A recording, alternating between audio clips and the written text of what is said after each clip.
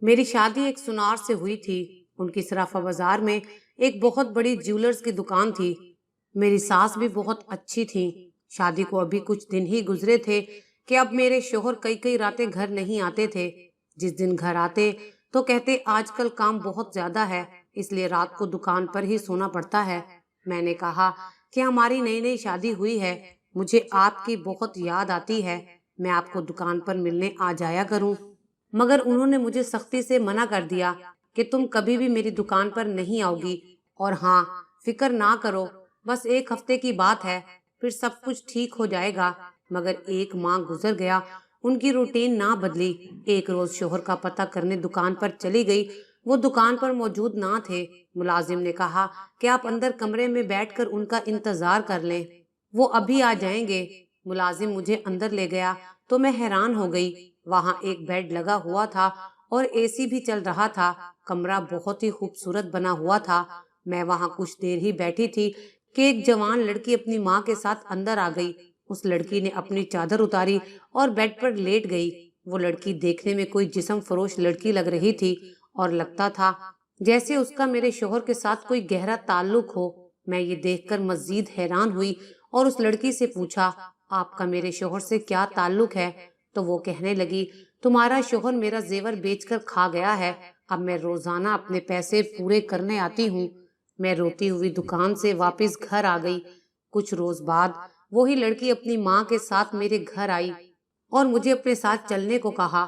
میں اس کے ساتھ گئی تو آگے کا منظر دیکھ کر میرے پیروں تلے سے زمین نکل گئی۔ میرا شوہر 16 سالہ لڑکی کے ساتھ۔ میرا نام نازنین ہے۔ زندگی میں کوئی خوشی نہ تھی، پھر بھی شادی سے پہلے خوش رہا کرتی تھی۔ ہر دم ہنسنا بولنا، سہیلیوں کی محفل مجھ بن سونی ہوتی۔ شادی ہو گئی تو دنیا بدل گئی۔ چند دن سکون سے گزرے، پھر مجھے چپ لگ گئی۔ لگتا تھا جیسے بہت کچھ گم ہو گیا ہے۔ وہ ہنسنا ہنسانا، سکھیوں سنگ آنا جانا بھی جیسے خواب ہو گیا تھا۔ میٹرک میں تھی تو ابو بیمار ہو گئے، ایف اے کیا تو وہ ہمیں خیر بات کہہ گئے۔ اب آگے پڑھنے کا خواب ادھورا رہ گیا۔ جلدی فکر معاش نے آ گھیرا۔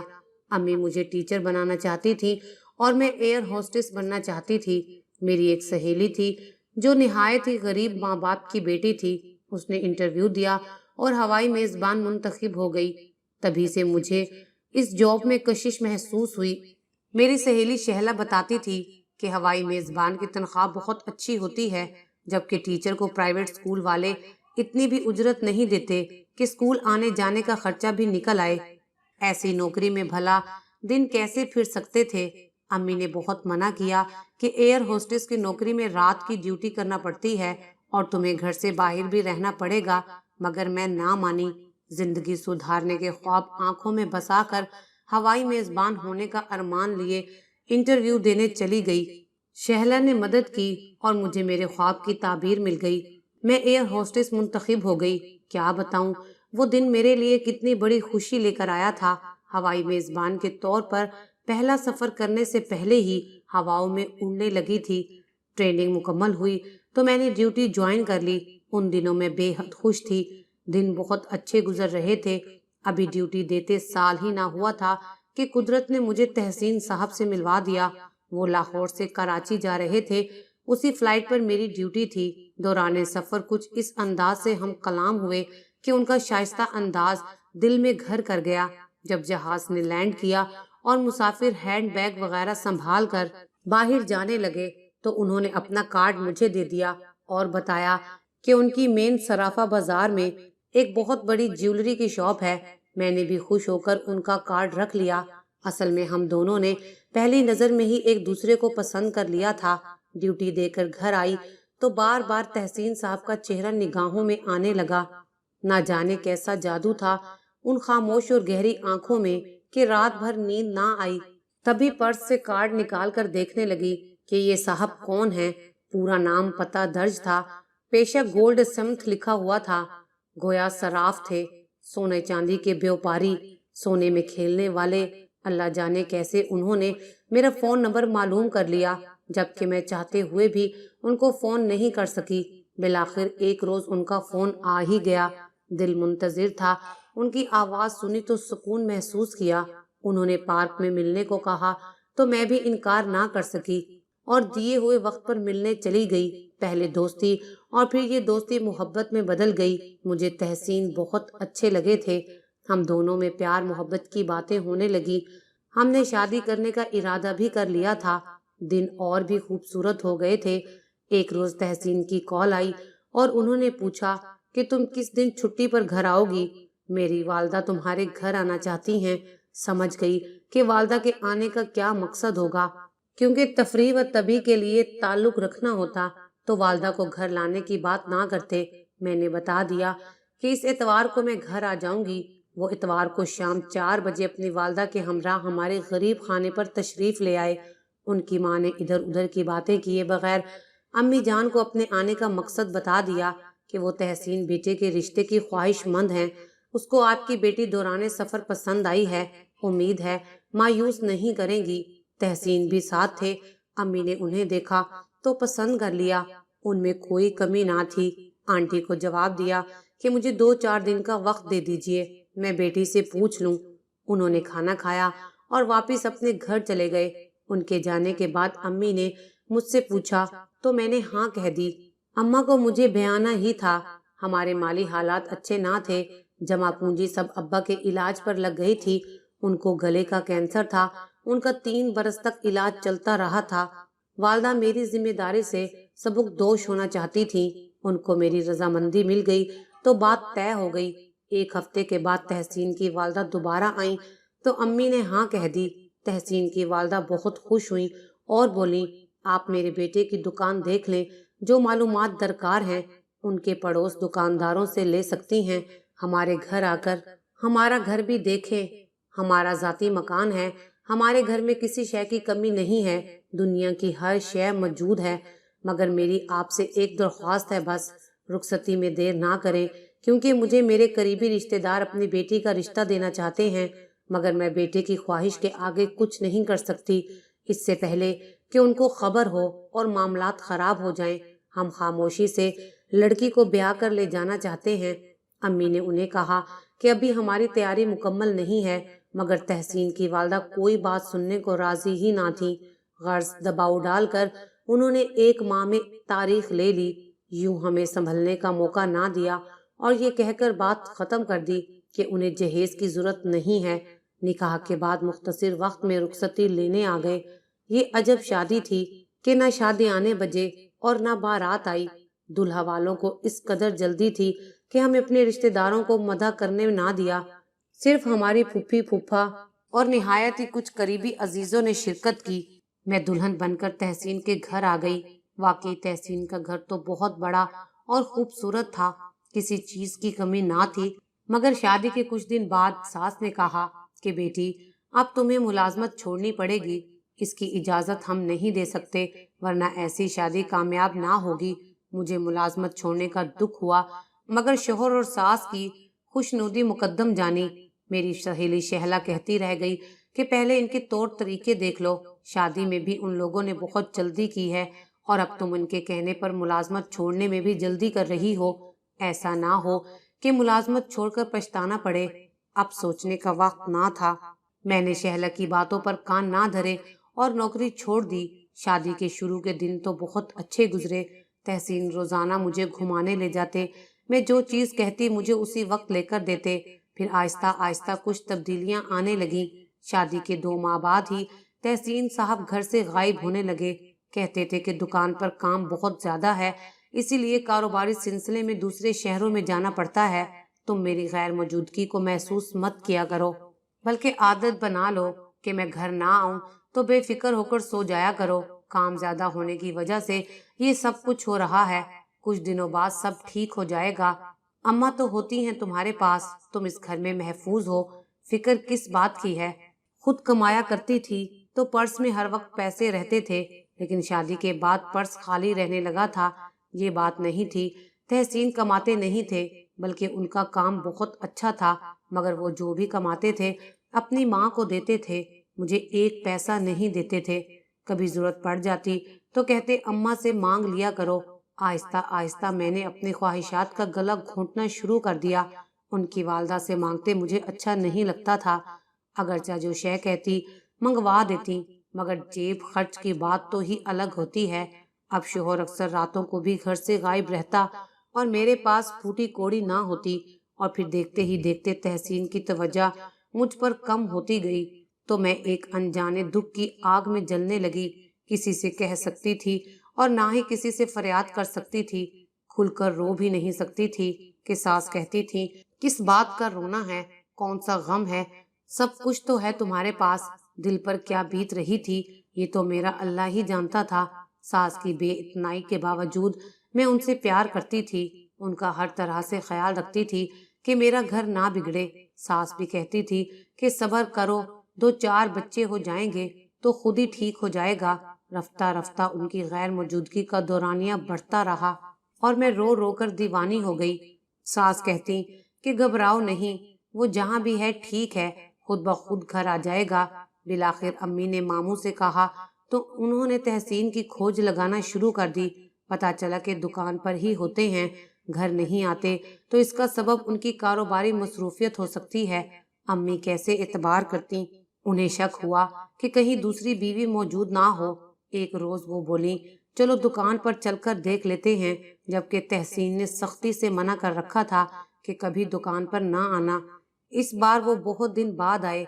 अब मैं एक बच्ची की माँ भी बन बैठी थी, बेटी भी बीमार थी। माँ की बात मानकर उनके साथ सराफा बाजार उनकी दुकान पर चली गई। तहसीन दुकान पर ना थे, उनके मुलाजिम खड़े थे। उन्होंने कहा कि आप अंदर कमरे में बैठकर इंतजार कर लें, वो थोड़ी देर में आ जाएंगे। मैं शोहर की हुक्म अदूली नहीं चाहती थी। अम्मा की शय पर दुकान के अंदर चली गई, जहाँ पिछली तरफ एक कमरा था जो सजा हुआ था। वहाँ एक बेड और सामने एक एयर कंडीशनर भी लगा हुआ था। हम वहाँ बैठ गए। थोड़ी देर बाद 2 औरतें वहाँ आईं और वो भी बैठ गईं। उनमें से एक ने पूछा, आप कौन हैं? मैंने जवाब दिया कि ये मेरे शोहर की दुकान है, मैं उनका इंतजार कर रही हूँ। फिर मैंने उनसे पूछा कि आप क्यों आई हैं? तो वो कहने लगी, हमने कुछ जेवरात ऑर्डर किए थे, वही लेने आई हैं। मेरी बेटी की शादी है। खातून ने बेटी की जानिब इशारा किया। बेटी की खूबसूरती निगाहों को खैरा करने वाली थी। फिर अचानक उनकी बेटी ने चादर उतारी और बेड पर लेट गई। ये देखकर तो मेरे पैरों तले से जमीन निकल गई। वो लड़की देखने में कोई बाजारी औरत की तरह लग रही थी। ऐसे लगता था जैसे ये मुझसे कुछ छुपा रही है और उसका मेरे शोहर के साथ कोई गहरा ताल्लुक है। खैर, सुनार की दुकान पर तो हर किस्म की खवातीन आती हैं। ये सोचकर मैं चुप हो गई। थोड़ी देर बाद खातून ने सवाल किया, क्या तहसीन साहब घर नहीं आते जो आप दुकान पर आ गई हैं? हाँ, कई दिनों से घर नहीं आए। बेटी बीमार हुई तो मैं वालदा के साथ आ गई हूँ। बेअख्तियार मेरे मुंह से सच निकल गया। उमर रसीदा खातून ने कहा, ऐसे शख्स से यूं कब तक तुम्हारा गुजारा होगा? बेहतर है कि अभी से रास्ता अलग कर लो। आज एक बेटी है, कल 2 बच्चे और हो जाएंगे तो फिर क्या करोगी? हमारे यहाँ तलाक इतनी आसान नहीं होती। मैंने कहा तो वो बोली, तहसीन मेरा बेटा बना हुआ है, मैंने सब बच्चों की शादियों के जेवरात इन्हीं से बनवाए हैं। मुझे माँ समझता है। अगर तुम कहो तो मैं तुम्हारी मदद करूं। मुझे उनकी बात बड़ी अजीब लगी और मैंने कहा, मुझे सब्र करने की आदत है। छोटी सी बेटी के होते हुए तलाक लेने का नहीं सोच सकती। अल्लाह उनको नेक हिदायत दे। हम वहाँ 3 घंटे बैठे रहे। दरअसल मैं चाहती थी कि ये औरतें जाएं तो हम भी जाएं, मगर वो टस से मस ना हुई, बल्कि अब तो उनकी बेटी मेरे शोहर पर गुस्सा करने लगी कि वक्त देकर नहीं आए। किस कदर गलत बात है। अल्लाह जाने तहसीन की माँ ने उनकी कैसी तरबियत की है। एडवांस रकम ले लेता है, फिर महीनों चक्कर लगवाता है। अभी ये बात उसने कही थी कि उस लड़की का भाई आ गया। बोला, बाजी नगमा अभी तक नहीं आया, किधर है वो आदमी? मुझे बहुत बुरा लगा कि मेरे शोहर के बारे में कैसी कैसी बातें कर रही हैं। नौजवान लड़के ने मेरी जानिब देखा तो अपनी माँ से पूछा, ये कौन है? माँ बोली, तहसीन मियाँ की पहली बीवी है। पहली बीवी का सुनकर मैं चौंक उठी, गोया दूसरी भी कोई है। अम्मी जान ने भी हैरत से उन लोगों को देखा। क्या उनकी दूसरी बीवी भी है? मेरी माँ से रहा ना गया, सवाल कर दिया। हाँ, ये जो सामने बैठी है मेरी बहन, ये उनकी दूसरी बीवी है। लड़के ने बगैर झिझकते जवाब दिया था। अम्मी ने दांतों में उंगली दबा ली। अजीब बात है, इतनी देर से आप तहसीन को बुरा भला कह रही हैं, یہ نہیں بتایا کہ آپ کی بیٹی ہی ان کی دوسری بیوی ہیں۔ بہرحال اتنا دل دکھا کہ چکنا چور ہو گیا۔ ضبط کرنے کے باوجود بندھن ٹوٹ گیا اور آنکھوں سے آنسو بہہ نکلے۔ ملازمت بھی شوہر کے کہنے پر چھوڑ دی تھی۔ اب کیا ہوگا، یہ اندیشہ بھوت بن کر ڈرانے لگا۔ میری حالت دیکھ کر امی نے میرا ہاتھ تھاما اور گھر لے آئیں۔ میں اس دن کسی ہارے ہوئے جواری کی طرح لڑکھڑاتے قدموں سے گھر آئی تھی، جبکہ وہ خواتین ہمیں ہمدردانہ لہجے میں مخاطب کرتے ہوئے تحسین کو کوس رہی تھیں، انہیں دھوکے باز فراڈیا کہہ رہی تھیں۔ انہوں نے باتوں باتوں میں میرے گھر کا پتہ بھی پوچھ لیا تھا۔ اس واقعے کو زیادہ دن نہ گزرے تھے کہ وہ خاتون ہمارے گھر آ گئیں اور کہا کہ تمہاری بیٹی کس کا انتظار کر رہی ہے؟ اس سانپ نے تو ہمیں بھی ڈس لیا ہے، اب ہم ایک ہی کشتی کے سوار ہیں۔ میں یہ بتانے آئی ہوں کہ اس نے ایک اور شادی کر رکھی ہے۔ وہ اب میری بیٹی کے پاس بھی نہیں آتا اور نہ ہی خرچہ دیتا ہے۔ اگر اس بات کا تمہیں یقین نہیں ہے تو میرے ساتھ چلو اور اس کی تیسری بیوی سے مل لو۔ وہ ہماری پڑوسن کی بیٹی ہے، میری بیٹی کی سہیلی تھی جو اب سوتن بن گئی ہے۔ میں نے کہا، دیکھ کر کیا کروں گی، جہاں ایک وہاں دو ہو گئی ہیں۔ لیکن اس خبر نے دل کو بہت تڑپایا۔ میں نے امی سے کہا کہ آپ جا کر دیکھ لیں، کیا پتا اس بات میں کوئی غلط فہمی ہو۔ امی خاتون کے ساتھ چلی گئیں۔ وہ ایک خوبصورت لڑکی کے گھر لے گئی، جہاں نئی نویلی دلہن سے ملاقات کروائی، جس کی عمر 17 برس ہوگی۔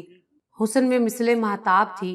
میری ماں کے پوچھنے پر بولی، ہاں میں تحسین کی بیوی ہوں، ہماری شادی کو چند روز ہوئے ہیں، وہ میرے لیے ایک نیا گھر لے رہے ہیں، تب تک میں اپنے میکے میں رہوں گی۔ وہ خاتون امی کو اپنے گھر بھی لے گئیں، جہاں ان کی بیٹی نغمہ سے ملاقات ہوئی۔ وہ بہت رنجیدہ تھی۔ اس نے کہا کہ آپ لوگ بے شک اس فراڈی شخص سے بندھن قائم رکھیں، مگر میں تو طلاق لے لوں گی۔ ابھی ہماری کوئی اولاد نہیں ہے، کل کو بچے ہو گئے تو ان کو پالنا مشکل ہو جائے گا۔ یہ شخص جب ایک شادی اور کر لیتا ہے تو پہلی بیوی کا خرچہ بند کر دیتا ہے۔ مجھے 6 ماہ سے خرچہ نہیں دیا، اسی لیے اس روز ہم دکان پر گئے تھے۔ عقل کا تقاضا یہی ہے کہ اس بے وفا سے کنارہ کر لیا جائے۔ وہ طلاق کی راہ دکھا کر چلی گئی، مگر میری سوچوں میں آگ لگ گئی۔ اب دل نہیں چاہ رہا تھا، دل چاہتا تھا کہ اس زندگی سے نجات پالوں کہ میں روکھی سوکھی میں بھی شرافت سے گزارا کر رہی تھی۔ وہ عیاش آدمی شادی پر شادی کیے جا رہا تھا، میری کیا اپنی بیٹی کی بھی پرواہ نہیں تھی اسے، سوائے مرحومی اور انتظار کے، اور اس نے دیا ہی کیا تھا مجھے۔ میں نے میکے میں ڈیرا جما لیا اور لوٹ کر گھر نہ گئی۔ چند دنوں میں گھل گھل کر آدھی رہ گئی۔ 20 برس کی عمر میں بوڑھی نظر آنے لگ گئی تھی۔ کچھ دن بعد تحسین مجھے لینے آئے تو سیدھے منہ بات نہ کی، الٹا ناراض ہوئے کہ دکان پر کیوں آئی تھی جب میں نے منع کیا تھا، اگر دوبارہ ایسی حرکت کی تو طلاق دے دوں گا، اور میں نے کوئی شادی نہیں کی۔ ان عورتوں نے تم سے جھوٹ کہا ہے۔ میرا شوہر آج پھر جھوٹ بول رہا تھا۔ مجھے ان کی کسی بات کا یقین نہیں تھا۔ میں غصے میں تھی، اس لیے کہہ دیا، دے دو طلاق، میں کون سا خوش ہوں تمہارے ساتھ۔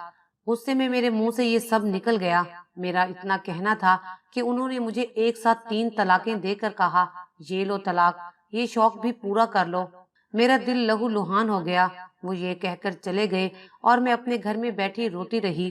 کچھ روز بعد میری ساس روتی ہوئی صورت بنا کر میرے پاس آئی اور افسوس کرنے لگی کہ بہو، تم نے ہوش سے کام نہ کیا، کن عورتوں کا اعتبار کر لیا، وہ تو بازاری عورتیں تھیں، میں نے سب پتہ کروا لیا ہے، وہ سب پیسے کی غلام ہیں۔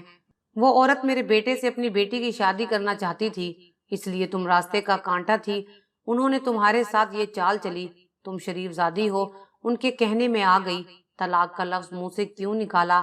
مرد کو اس طرح نہیں اکسانا چاہیے۔ اب کیا ملا طلاق لے کر؟ میں جانتی ہوں کہ اس نے تمہارے سوا کسی سے نکاح نہیں کیا، لیکن غصے میں آ کر اس نے نغمانہ سے نکاح کر لیا ہے، صرف اسی وجہ سے کہ تم اس کی کسی بات پر یقین نہیں کر رہی تھی، مگر اب وہ بھی پچھتا رہا ہے۔ ارے نادان، تیسری بیوی کا تو نغمانہ نے ڈھونگ رچایا تھا تمہیں جلانے اور بدظن کرنے کے لیے۔ اصل میں وہ لڑکی نغمانہ کی سہیلی تھی، اصل بیوی تم ہی تھی، ورنہ وہ اپنے گھر میں میرے ساتھ تمہیں کیوں رکھتا؟ تم نے اپنی بیٹی کا بھی خیال نہ کیا، بغیر سوچے سمجھے طلاق کا مطالبہ کر دیا۔ ارے بیٹی، تم تحمل سے کام لیتی تو یہ چڑیلے قدم نہیں جما سکتی تھیں، مگر اس چالاک عورت نے تمہارے قدم اکھاڑ دیے۔ اس لیے کہ اپنے قدم جما سکے۔ نغمانہ بالآخر تحسین سے نکاح کرنے میں کامیاب ہو گئی۔ میری خوشیوں کو ڈسنے والی میں نے کس کا اعتبار کر لیا؟ میرا گھر تو مجھ سے چھن گیا۔ زیادہ دکھ اس بات کا ہے کہ میری بیٹی بھی باپ کی شفقت سے محروم ہو گئی۔ کسی کے بہکاوے میں آ کر زہر کا پیالہ پی لیا۔ اب کہاں سے سکون ملتا؟ اس بات کو 5 سال گزر گئے ہیں۔ آج تک در در کی نوکریاں کر رہی ہوں۔ والدہ فوت ہو گئی ہیں، نہ کوئی بہن ہے نہ کوئی بھائی۔ نوکری کی تھکن بھی عورت کے لیے جان لیوا ہوتی ہے، یہ تو وہی جانتی ہیں جو نوکری کرتی ہیں۔ میں نغمہ کی زندگی کا کانٹا تھی، مجھے نکال کر اس نے مراد پالی۔ سوچتی ہوں اگر سہاگن رہتی تو اچھا تھا، شوہر جیسا بھی تھا کچھ دنوں بعد گھر آ ہی جاتا تھا، معاشرے میں عزت بھی تھی، گمان تھا طلاق لے کر سکون مل جائے گا، لیکن نہیں ملا۔ آج تک بے سکون ہوں۔ آخر میں بس اتنا کہوں گی کہ اگر میری کہانی بھی آپ کے ساتھ ملتی جلتی ہے تو خدا کے لیے اپنے شوہر پر اعتبار کریں، اسی کے ساتھ آپ کی زندگی خوبصورت ہے۔ دوسری عورتوں کی باتوں میں آ کر اپنی زندگی اپنے ہاتھوں سے برباد نہ کریں جس طرح میں نے کی۔ اگر آپ کو ہماری یہ ویڈیو اچھی لگی ہو تو اسے لائک کریں، شیئر کریں اور مزید اچھی ویڈیوز دیکھنے کے لیے ہمارا چینل سبسکرائب کریں۔